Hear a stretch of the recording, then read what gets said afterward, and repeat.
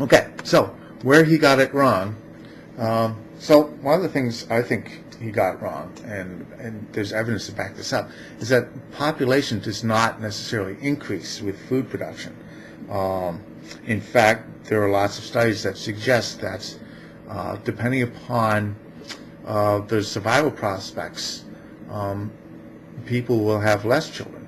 That is, if a mating couple, if their children do not have very good survival prospects, they will tend to produce more children in order to have a better chance of having some that survive. If their survival prospects are very good, they will tend to have fewer children and invest more in those children in order to help them survive. They will, in a more competitive sense.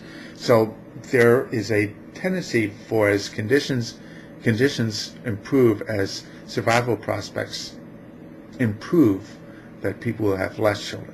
And certainly that's borne out by lots of studies that have been done about the people and the number of children they have in different areas of the world. Let me see. Another thing that I think he got wrong is that life does not need competition per se. There's some internal competition. Right now, the kind of competition we have are birth defects. If you're born with a birth defect, well, too bad. You don't survive. There's a lot of evolution that is continuing even today, mostly along the lines of birth defects, disease. People are susceptible to different kinds of diseases, and people who engage in risky behavior, get killed. There are things that are still in play that drive evolution, but it's more internal. It's not a competition against the environment. It's more internal competition. I guess another thing where he got it wrong was that it's extremely unlikely that people are going to abandon technology to save the planet per se. People are interested in saving themselves. And if they abandon technology, then there is a very good chance that they are not going to be the ones who survive at the tail end of it. Okay, so the idea that people are going to abandon civilization in order to save the planet just isn't going to fly, or save the species. People are not interested in the species surviving. They're interested in their own survival. So abandoning civilization is probably a no-go. It's a non-starter. All right, people are not that altruistic. All right. Okay, so along the lines of evolution, just a little background information. Punctuated equilibrium is typically how species evolve. Evolution tends not to be a straight line. It tends to be long periods of calm where species tend to perfect and fit in within their niche, and where they tend to evolve most rapidly is when there's an abrupt or sudden change to the environment.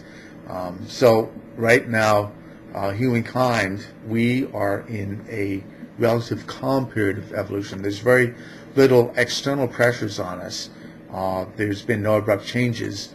So we're tending to perfect our fit within the environment. Now, granted, our fit is not all that great right now, and certainly we're not going to fit very well in the long run if we don't adapt. So there's some adaptation in our civilization that needs to take place in order for us to fit within the environment. But we're in a period of relative calm. We don't need competition right now.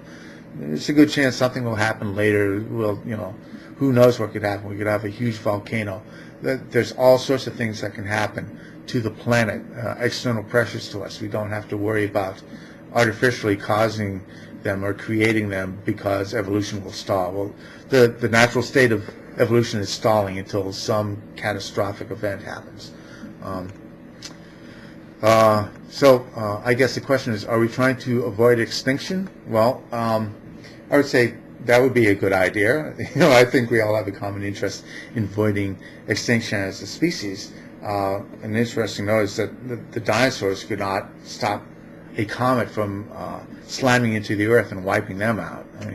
So one of the nice things about technology is it does give us some, if not outright control, it gives us some influence over the environment. The ability to redirect comets, let's say, or to be able to mitigate risks or mitigate disasters. So there is some advantage to having technology that I think makes it worthwhile to keep. Banning it because it's destroying the Earth is, we have to stop destroying the Earth. It doesn't mean we have to abandon technology. And I guess down to the summary, I would say that the book is a good conversation starter, and I enjoyed reading it. And thanks for the recommendation.